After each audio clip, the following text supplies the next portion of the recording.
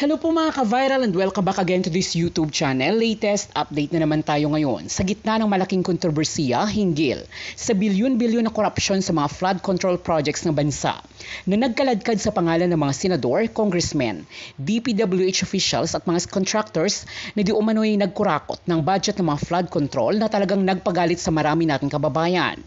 Sa nagdaang committee hearing sa Kongreso ay isang matinding revelasyon ang inilentad ng dating Assistant District Engineer ng 1st District ng Bulacan si Bryce Hernandez na kamakailan lang ay sinibak sa pwesto. Kasama si Mendoza ay isiniwalat niya sina Senator Jinggoy Estrada at Villanueva na di umano'y nabigyan ng 30% kickback mula sa District Engineer ng Bulacan na si Henry Alcantara. Kasama ang mga litrato ng limpak-limpak na pera na di umano'y ibabahagi sa mga opisyal na naghahati ng kickback ng proyekto sa Bulacan. Ibinahagi din ang litrato ni Estrada kasama si District Engineer Alcantara. Nabunyag din ang chat messages via Viber app ni Villanueva at Alcantara. Ayon kay Hernandez ay nabigyan ng 600 million project si Villanueva at 355 million naman kay Jinggoy at 30% dito ay mapupunta sa kanila. Dahil sa matinding inilantad na ito ni Hernandez ay humingi ito ng proteksyon sa komite sa Kongreso na huwag siyang ipakustodi pabalik sa Senado. Nangyari ang mga revelasyon na ito pagkatapos na nagsiwalat din si Curly at Sara Diskaya ng mga kongresista na 17 na di umano'y kumuha din ng 25-30% na kickback sa project na kanilang kinokontract. Kung saan nakaladkad ang pangalan ni House Speaker Martin Romualdez at dating House Appropriation Chair at ako Bicol Representative Zaldico. Samantala, agad na nagpatawag ng press conference si Estrada at tinawag na sinungaling si Bryce Hernandez. Hindi umano siya papayag na kaladkarin ang kanyang pangalan ng isang taong guilty umano sa milyon-milyon na nagwaldas ng pera ng bansa sa kasino, nakabili ng mga mamahaling sasakyan katulad ng mga Diskaya at aniya ay ginagamit ng ilang mga kongresista upang sirain ang kanyang pangalan. So ito na, pinapanood ko yung interview dito kay Terry Ridon. Si Terry Ridon, congressman ito, party list. Ito ang chairperson o siya ang chairman ng Infracom, yung komite, yung pagsasama ng 3 committees sa Kongreso, sa Kamara, na nag-iimbestiga ng mga anomalya sa flood control. Yan si Congressman Terry Ridon. Ngayon, in-interview siya sa DZMM, pinapanood ko. Actually, ang issue sa kanya, itong si Jinggoy Estrada, mainit na ang ulo ngayon. Nag-privilege speech kahapon si Jinggoy, natatawa ako sa privilege speech nito. Mainit ang ulo ni Jinggoy. Kasi nga, ay di ba dalawa silang pinangalanan ni Bryce Hernandez? Sila yung dalawang dalawang senador na pinangalanan ni Bryce Hernandez sa kanyang sa kanyang testimonya doon sa Kamara. Itinuro ni dating Assistant District Engineer ng Bulacan 1st Engineering District na si Bryce Hernandez na ang dalawang senador na nagdala ng mga pondo doon sa kanila kumuha ng 30% commission ay itong si Jinggoy Estrada at si Villanueva, si Joel Villanueva. Noong 2025 di umano, ayon doon kay Bryce Hernandez, 355 million ang inilagak na pondo ni Jinggoy Estrada doon sa kanilang District Engineering Office sa Bulacan. At si Joel Villanueva naman, 600 million. Ang kanilang commission doon, ayon doon kay Bryce Hernandez, 30%. Matindi, ano? Ngayon, ano tong sinasabi kong mabigat na ebidensya laban kay Estrada? Si Jinggoy, pinag-iinitan itong si Ridon. May nilabas ngayon na litrato. Nung nasa elementary ba yun o high school? Parang high school yata. Ano ba yon? Sa mga nanonood sa akin, hindi ko na natandaan. High school ba si Terry Ridon noon o elementary? 12 years old. O ano ba yung 12 years old? Junior high? Junior high ba yon? Kabunyog Reynaldo Gonzales? 12 years old daw siya sa picture na yun, sabi ni Terry Ridon eh. Pinapakita ni Jinggoy doon na ang ebidensya niya na may sabwatan daw si Terry Ridon at si Bryce Hernandez, kaya hindi daw tayo safe. Kasi si Terry Ridon daw at saka yung si Bryce Hernandez, yung whistleblower na naglalantad kay Jinggoy at saka kay Villanueva, ay kaklasmate daw o batchmate ni Terry Ridon, si Bryce Hernandez nung kanilang high school. Oh, salamat. Blackthorn 2001. Ha? Batchmate sila. Pinakita ngayon ni Jinggoy yung picture. At saka yung picture ni Terry Ridon at saka ni Bryce Hernandez. Kaya ano daw yan? Kumbaga sabwatan. Kasi dati nang magkakilala. Yan yung issue. Tinanong ngayon si Terry Ridon sa DCMM.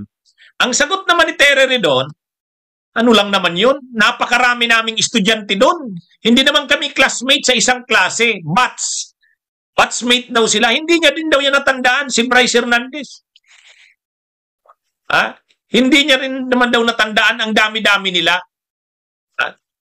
Mabuti kung classmate, ibig sabihin sa isang klase kayo. Pero kung batch, halimbawa ilan kayong libo dyan na estudyante sa batch ninyo, mahirap nga namang matandaan yun. Anyway, wag na dapat, ito namang si Jinggoy, wag nang yun. Hindi na importante yung issue na yan tungkol dyan sa kung classmate o batchmate. Masyado namang mababaw yung ebidensya na yan ni Jinggoy na parang magkasabwat si Bryce Hernandez saka si Terry Ridon dahil magkano sila, magka-batchmate. Kaya nga sabi rin ni Terry Ridon, kilala ko pa ba yan? 12 years old ako niyan. Oh. Kaya lang, yun na nga, masyado nang wala nang maano si Jinggoy. Sa halip na sagutin yung mga issue, punto por punto, hindi niya sinasagot. Nakakalungkot na senador siya, congressman naman ito si Terry Ridon, aabot sila sa punto na ang pinag-uusapan ay tungkol sa, yung picture sa batch picture. At yun ang sasabihin mo na kaya magkasabwat si Terry Ridon dahil magkaibigan sila, magkakilala sila ni Bryce kasi magka-batch. Naman. Ano ba yan? Senador Jinggoy Estrada, umakto ka namang senador na kagalang-galang. Sagutin mo yung mga issue na yung substance. Hindi naman yan yung merito or substance ng kaso laban sa'yo. Ano ba yan? Bakit madadalin mo sa ganyan? Ano yan? Parang yan ba ay napakasimpleng simpleng issue ba ito na ina-allege sa'yo para ang gamitin mong ebidensya para sagutin ang issue sa'yo? Sisiraan mo si Bryce Hernandez at si Terry Ridon, ang gagamitin mo yung picture nila sa batch nila. Ang babaw, di ba? Pero balikan ko, siguro nagtatanong na kayo, Attorney Enzo, ano yung sinasabi mong mabigat na ebidensya? Ito na. Alam nyo kung anong mabigat na ebidensya? Napanood ko yung interview kay Terry Ridon, nakuha ko doon. Sabi niya, ito ang hinihintay ko. Pag lumabas ito, kasi pinapakuha ko na, ito na ang ebidensyang mabigat. Sige nga, kung nanonood kayo ng development na to, nung sabi ni Congressman Terry Ridon na kinukuha niya na ang record, pag nakuha niya yon, yan, ihaharap niya daw yun. Yun daw ang malinaw na pambangga. Ano sa tingin niyo? Ano yung pambangga na yon sa mga nanonood dito? Sabi ni Congressman Terry Ridon, ipapakuha niya na. Pag nakuha niya na daw yon, nakumpirma niya na talagang nagja-jive. Ibig sabihin, consistent. Yung sinabi ni Bryce Hernandez, saka yung makukuha niya, kapag nakuha niya na yon, yun na ang mabigat na ebidensya kay Jinggoy. Ano yon? Ano ba yung nakita nyo na napanood nyo ba yon? So, sabi ni Tumbleweed, telco records. Hindi telco records. Saka hindi isusurinder yan. Bawal yan na ibigay ng telco pag walang order ang korte. Ano ba sa tingin nyo?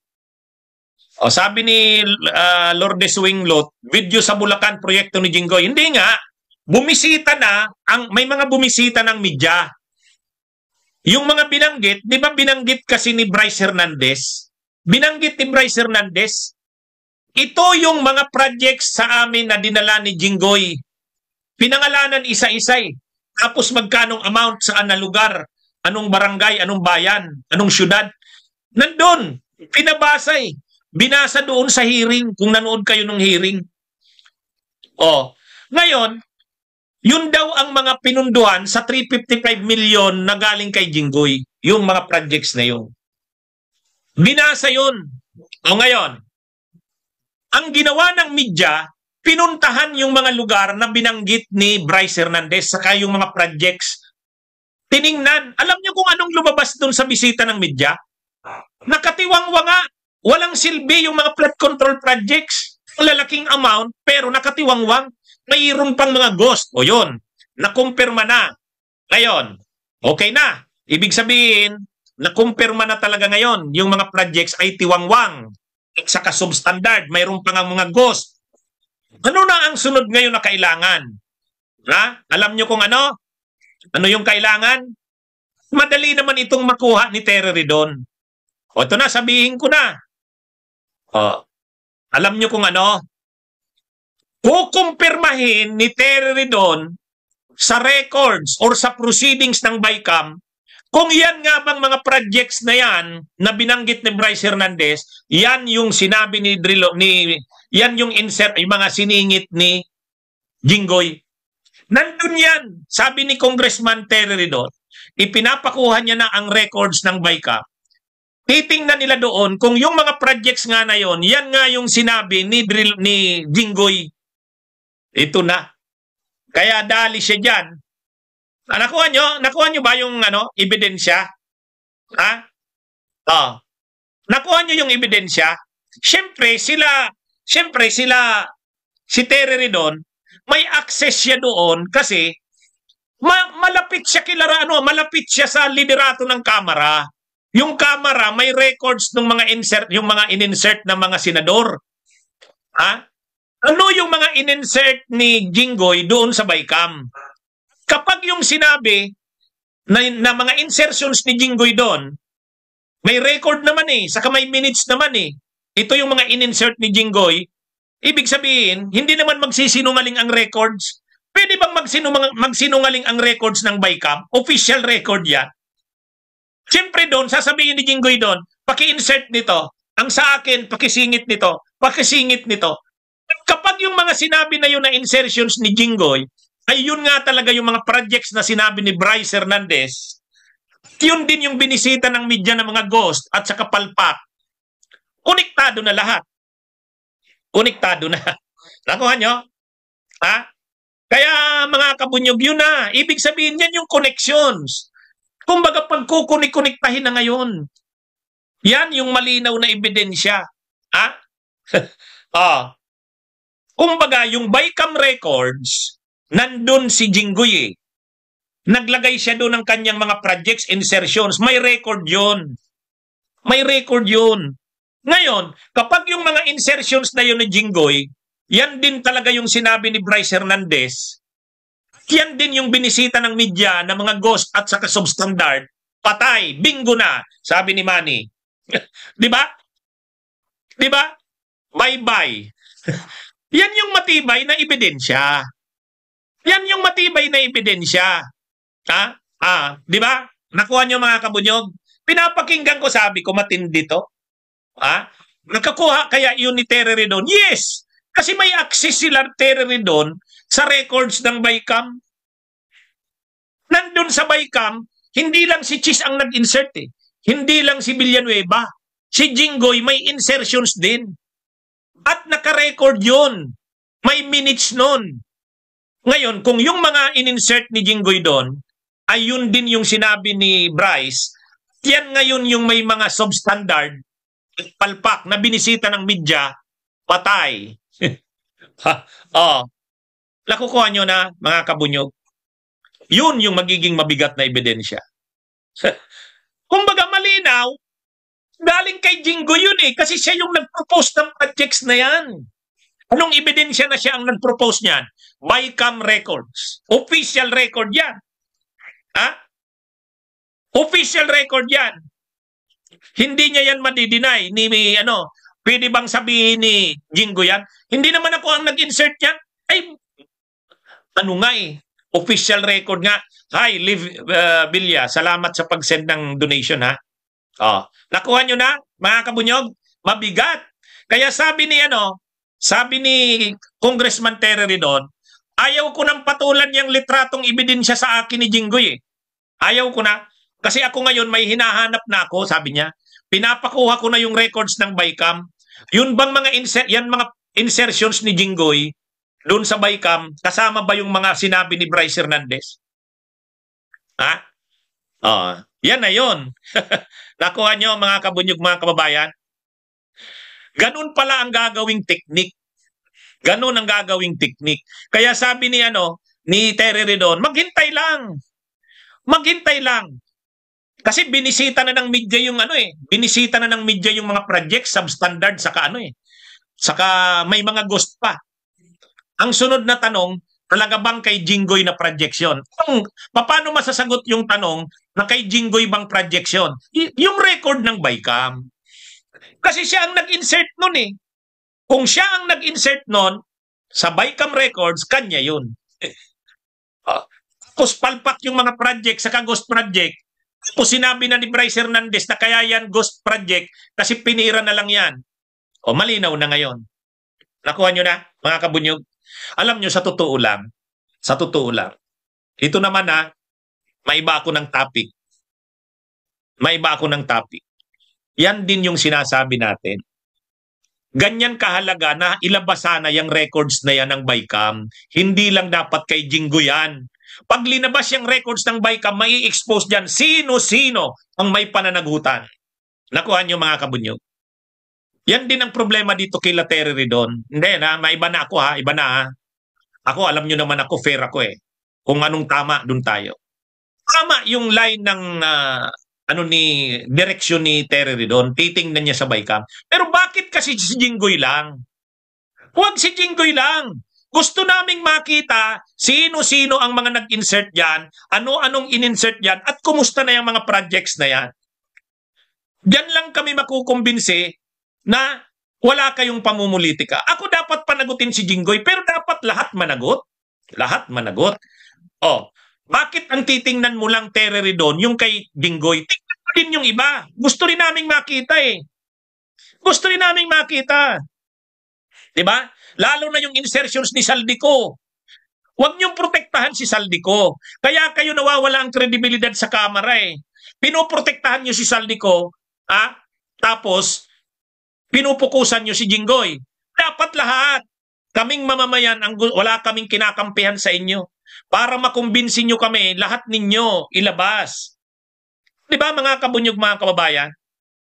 Oh, yung small committee report, yan, ilabas nyo yan.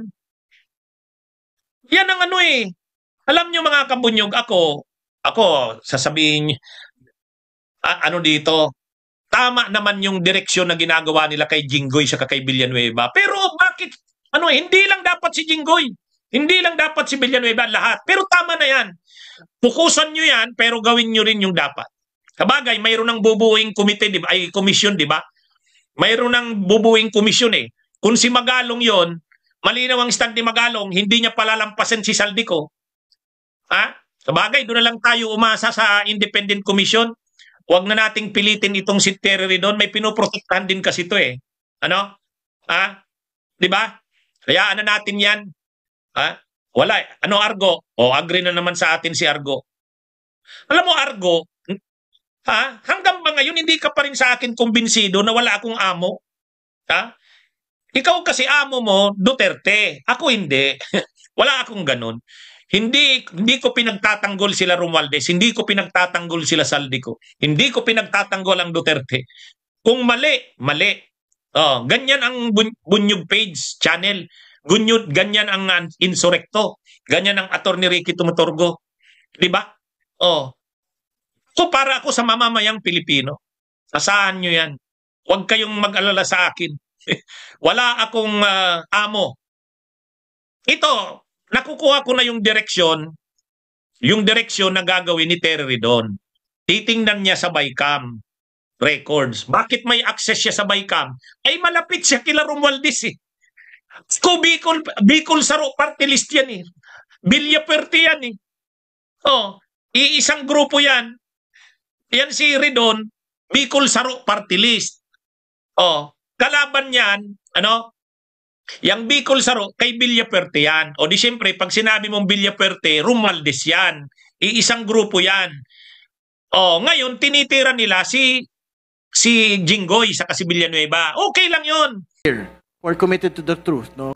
So the same will be granted to Engineer Mendoza. You may proceed. Thank you, sir. Sir, yung picture po na yan ay nung October 2023 na kung saan nagre-request po si Senator Joel ng yung mga binasa po ni Engineer Bryce ng flood control kanina na nakasaad doon sa context. 4 lang po yung napapicturan sa akin ng boss ko. Kumbaga, parang sa summary po na yan na sinasabi ni Senator Joel na mababa lang yung kanyang pondo, subalit siya ang majority floor, siyang majority floor leader siya nung that time and member siya ng Commission on Appointment. Okay. So, thank you for providing the context, but you have to state for the record who this person is. Is this senator? Nakalagay na po kasi Sen Joel eh. So, is this the senator that we know? Joel Villanueva? Yes, sir. All right. Can you read for the record also the content, the specific content of the message? Again, naguguluhan ako bigla kay Sec. Parang nakalimutan ba niya? Number 1, probs sa flood control and all the efforts we put in.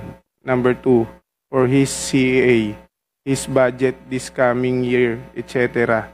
He committed sa akin. Pinakamababang commitment ng DPWH Secretary.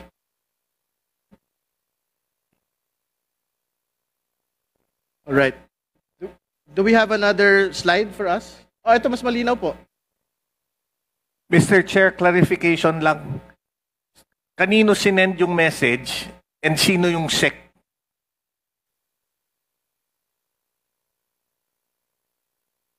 When dun sa message, you're referring to a SEC. Sino yung SEC? Secretary Manny Bunoan po. Okay. Kanino sinend yung message na yan? Kay Boss Henry po. Okay, Bakit thank kami you. kopya? Dahil disappearing message po yan, hindi po niya pwedeng screenshot. Pinapicturean po niya para mabasa po. Ah, okay. Kanino pinapicturan? Sa akin po. All right. Thank you. So, phone to basically ni District Engineer Alcantara. All right. Next slide. Do we have other slides? Can we go back again? Go back to the pangalawang ano yan, di ba? Can we read for the record? Excuse me po. Mano.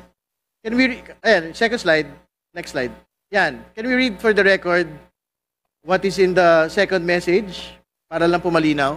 Again, this is a conversation supposedly between Senator Joel Villanueva and District Engineer Henry Alcantara, which is supposedly a disappearing message, no? Tapos pinicturean po. Pinapicturean kay Engineer JP Mendoza. Sige po. Can you read it for the record, please? For his CA, his budget this coming year, etc., he committed sa akin, pinakamababang commitment ng DPWH Secretary. Ngayon parang lumalabas same na ang 1 and 2. Pag-usapan namin, boss, bukas, boss. So, can relate to SEC po. Okay. All right. Thank you. Next slide. This is another slide which is the same context. All right. Sige po, just read it for the record. This is another slide. Conversation between Senator Joel and District Engineer Henry Alcantara, taken by Engineer JP Mendoza. Sige po. Yes, boss. See you po bukas 6 p.m. sa GIL. Majority leader tayo, hindi kong or just one CA member. Yes, boss, I will. All right. That is clear. Next slide, please. May atraso DPWH sa Sorry, I have to provide the context. Again, this is another screenshot. This is the fourth picture.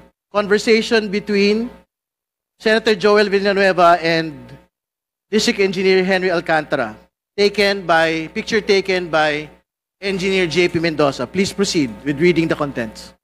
May atraso DPWH sa akin. So if he treats me na isa lang issue, he's not respecting me.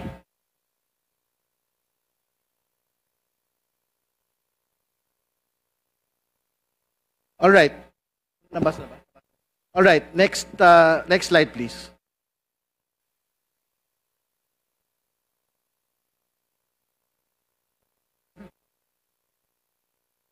Who is this person? Who?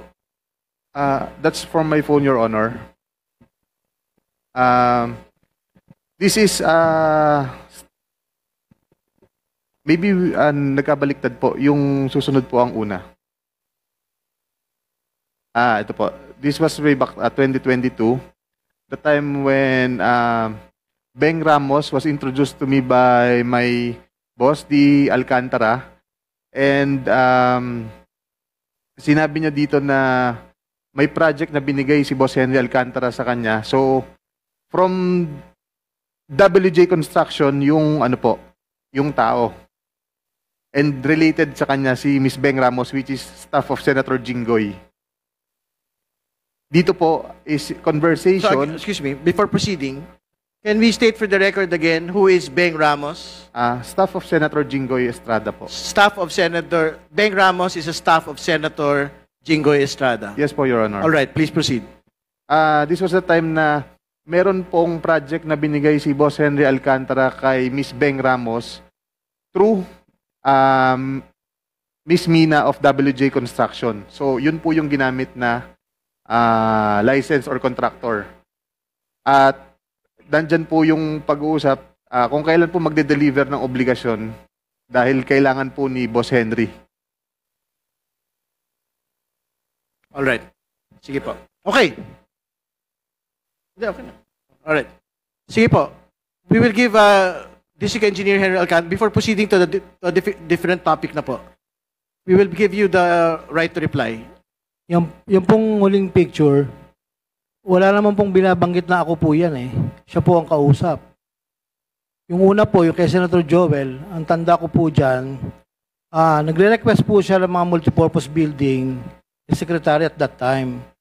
Tapos po, nung nandun po kami sa hearing sa Senate, kinausap ko po siya, sabi niya, nagre-request ako kay secretary, papalo up po na lang. Ilan po yan? Wala naman po nakalagay dyan na ako may transaksyon ng financial sa kanya. Nagre-request po siya, normal lang po, nagre-request po siya ng multipurpose building, additional po sana, para mailagay po sa Bulacan po. Yun lang po, Your Honor. Alright, thank you. Mr. Chair, 1 minute. Tanong ko lang, yung dun sa pera, ano explanation niya po? Your Honor, yung pera po na yun, yung nasa bahay na po yun, I think po, yan po ay pera ng contractor po na nakolekta, nagamit ang ibang lisensya, doon lang po dinala, at nagkatuwaan po na picturean po yan. That's not for the proponent, Your Honor. All right. Okay, we will proceed. Congressman, are you finished? I still have another question for Diskaya, please. Just Okay. Congressman Benny. Okay. Mr. Diskaya, bago po kayo nag-testify sa Senado kahapon, sino po ang mga nakausap nyo bago yun? Pero kayo nakausap. Under oath kayo ha. Baka mamaya magsinungaling na naman kayo dito. Wala po, Your Honor. Kami lang pong mag-asawa talaga. Wala kayong kinausap. Yung mga abogado mo kinausap. Yung mga abogado lang po namin, pero pinipigilan po nila kami. Pero sabi po namin ay gusto po naming magsalita. Kasi Ito. po, ginugulo po ng mga tao po ang bahay at ano namin. Building po, pinagbabato po nila.